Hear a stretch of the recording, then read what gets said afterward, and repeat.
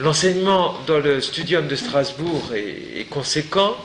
Maître Albert le Grand, y a enseigné 3 fois, et s'y trouvent notamment donc des professeurs, comme on les reverra par la suite, qui ont influencé Jean Tollaire, comme Thierry de Freiberg, ou Nicolas de Strasbourg, ou Ulrich de Strasbourg. Outre cet enseignement ordinaire, Jean Tollaire bénéficie, je vous l'ai dit, de la prédication de Maître Eckhart. Si je dis ordinaire, c'est que effectivement les autorités des écoles monastiques et de l'université sont en vigueur dans ce studium, Augustin et Grégoire, et sachez donc que dans l'œuvre de Jean Tollaire, ces 2 auteurs patristiques sont les plus cités. Augustin 40 fois, Grégoire 20 fois. Après, lorsqu'on le trouve sous la plume de Jean Tollaire, Saint-Hilaire, Hugues de Saint-Victor, ou d'autres auteurs, on les trouve à raison de 1, 2, tout au plus 5 fois. Donc l'écart est tout de suite très grand entre ces auteurs et Augustin et Grégoire. Donc avec quand même une bonne part pour Augustin, ce que nous comprendrons par la suite aisément. Par ailleurs, au studium de Strasbourg, on bénéficie d'un enseignement marqué par le néoplatonisme. Le néoplatonisme de l'école de Cologne, et ce néoplatonisme de l'école de Cologne est marqué par des auteurs comme Denis l'Aréopagite, mais aussi ultérieurement comme Proclus, qui est traduit par Berthold de Metzbourg et là abondamment cité par Dietrich de Freiberg. Donc on trouve Denis l'Aréopagite une dizaine de fois dans les sermons de Jean Tollaire, et puis Proclus près de 5 fois. Donc vous voyez dans le phénomène des citations, des auctoritates, vous avez Grégoire, globalement Saint-Augustin une quarantaine de fois, et tout de suite, à raison de ceux qui sont cités plus de 5 fois, vous avez Denis l'Aréopagite, et à raison de ceux qui sont au moins cités 5 fois, Proclus, qui marque d'emblée et colore d'une manière particulière la prédication de Jean Tollaire, tournée effectivement vers cette école néoplatonicienne de Studium de Cologne. Alors, voyons maintenant la construction de ces sermons, parce qu'elle est riche d'enseignements, pour saisir notre propos, à savoir la Trinité chez Jean Tollaire. Au XIVe siècle, les sermons sont construits selon les exigences et les recommandations des artes praedicandi, donc de ces traités de l'art de prêcher. Un sermon, donc, est un discours qui sort tout entier d'un thème, comme dans son principe.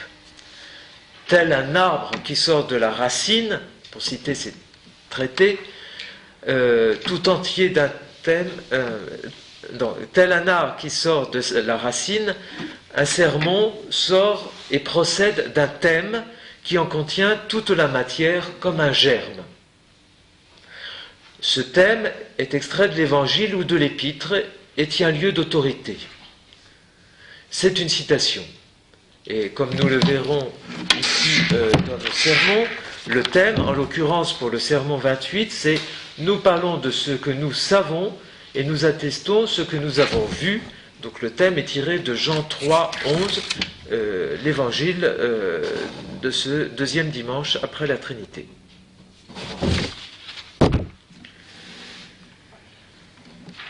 Ce thème est précédé par un prothème ou une prière avant de faire l'objet du développement introduit le plus souvent par une nécessaire division et laquelle est souvent tripartite.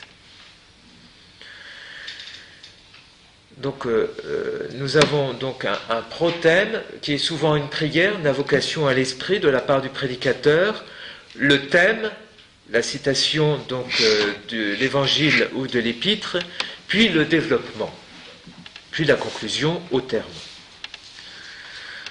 Les deux sermons de la solennité de la Trinité, qui sont en réalité des collationes, c'est-à-dire des conférences spirituelles, non pas des sermons prêchés dans l'Église en chair, mais des conférences offertes au monial, au béguines, en chapitres, donc qui se caractérisent par une certaine longueur.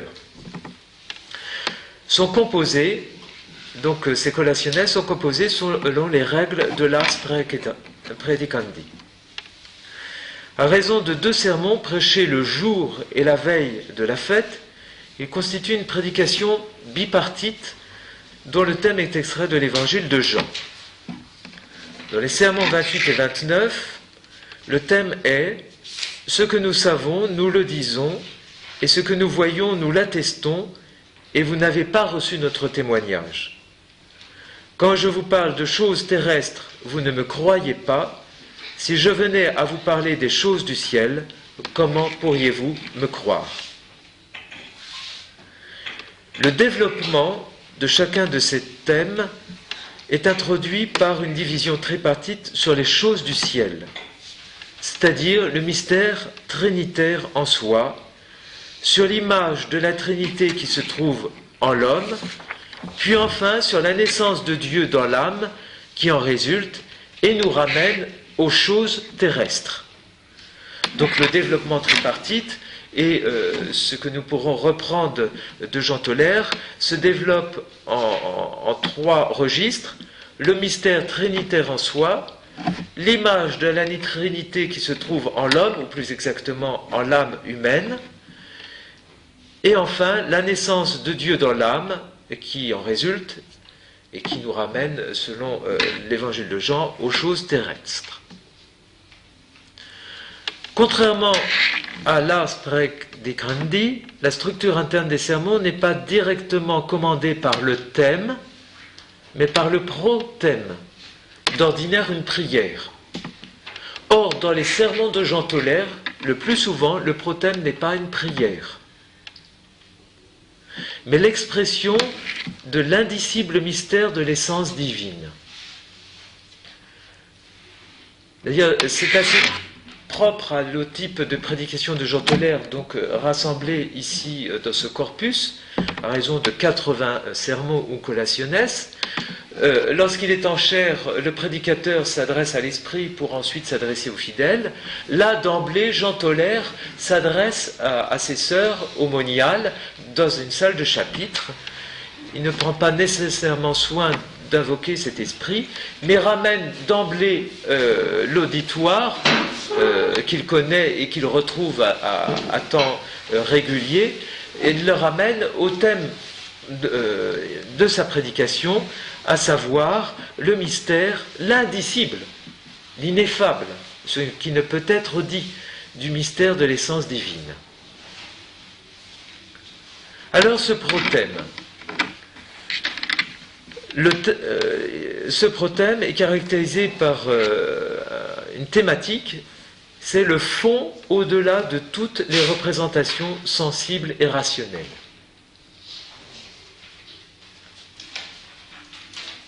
Jean Tollaire nous invite à envisager le fond, le Grund, et peut-être le Urgrund, le Grund de l'homme, et le Urgrund qui confine déjà à la nature divine, à l'incréé, qui se distingue du créé, le Grund de l'homme, un fond au-delà de toutes les représentations sensibles et rationnelles. Donc, au XIVe siècle, l'art de prêcher exige que tout sermon commence... je vous l'ai dit, oui, tout sermon commence par une prière qui précède le développement du thème. Chez Jean Tollaire, le prothème, donc, je vous l'ai dit, n'est pas nécessairement une prière et présente 2 caractéristiques.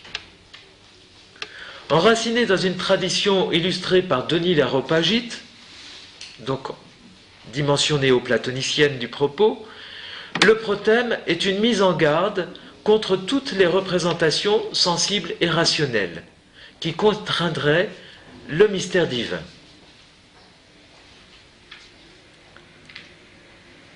Deuxièmement, inspiré par le langage néoplatonicien de Maître Eckhart, et nous le verrons aussi plus particulièrement de Thierry de Freiberg, Jean Toller désigne une figure de l'inatteignable à une infinie distance, et nous verrons le thème, il est évoqué, distant, et indicible mystère de l'unité dans la distinction des personnes divines.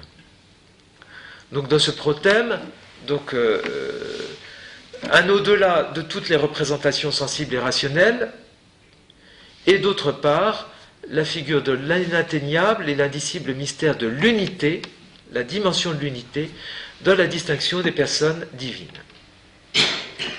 Alors si je reprends dans le texte ce que cela donne, au sermon 28, on a donc ce prothème suivant. Je ne saurais imaginer avec quelle sorte de parole on pourrait en parler dignement, donc du mystère de la Trinité. Elle s'élève en effet au-dessus de toute parole et de tout mode déterminé de pensée, et dépasse d'une façon inexprimable toute l'intelligence des anges et des hommes. Comment l'intelligence du plus élevé des séraphins est bien supérieure à celle d'un âne, ainsi ce mystère dépasse 1000 fois plus, indiciblement plus, toute intelligence et toute représentation. Donc vous trouvez cet extrait dans le sermon 28. Ceux qui n'auraient pas la feuille, je vous recommande donc de venir chercher ou de distribuer, je vous en remercie, ce petit 4 pages où vous trouvez une extenso, donc c'est sermons 28 et 29. Donc l'indicible, et vous le sentez déjà la veine pédagogique un peu prime sautière de Jean Toller, pour évoquer l'infinie distance, il n'hésite pas à dire qu'elle représente une distance bien supérieure à celle qui sépare les séraphins, non pas seulement d'un âne, mais d'un âne. Donc pour bien faire entendre à son auditoire et le réveiller cette distance infinie. Si on prend la version du sermon 29, je vous le lis. Il est absolument impossible à toute intelligence de comprendre comment la haute et essentielle unité est unité simple quant à l'essence et triple quant aux personnes. Sur ce sujet, on pourrait parler avec une abondance étonnante, et pour longtemps, l'on n'aurait rien dit qui fasse comprendre comment la suressentielle et transcendante unité s'épanouit dans la distinction.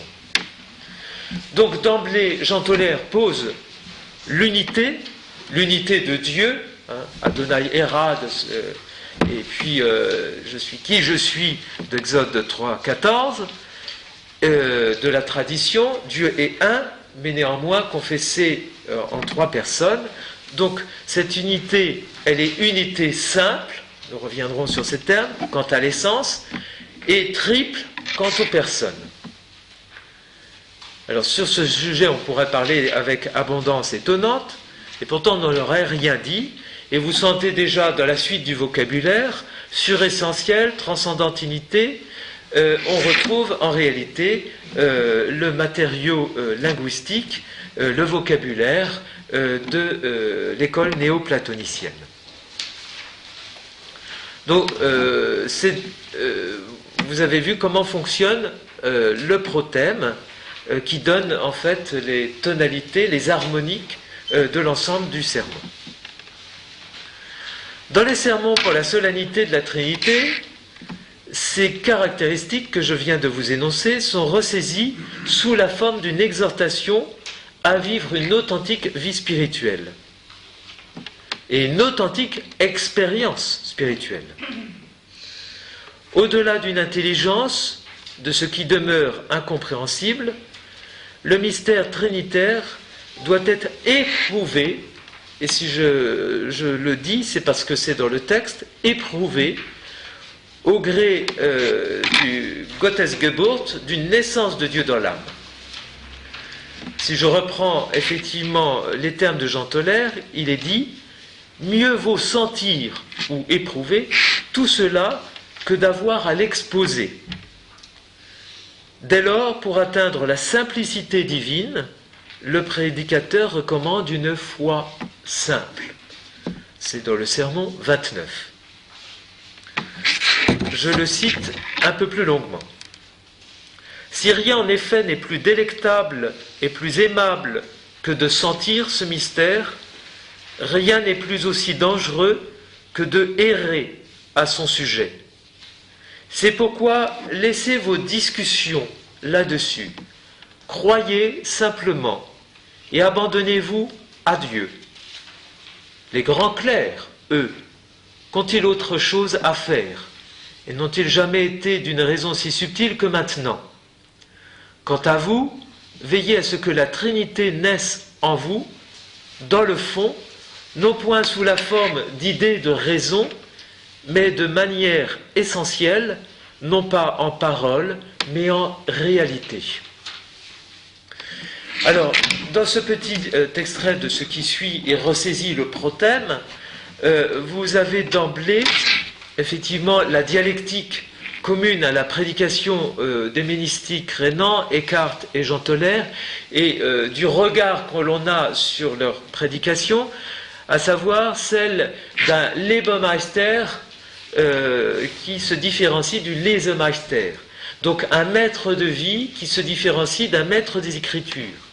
Non pas seulement un maître des Écritures qui va prêcher en chaire ou enseigner en Sorbonne, qui va faire de gros livres, comme dit Jean Toller, mais qui va vivre ce qu'il dit et qui invite à vivre ce qui est évoqué dans la prédication.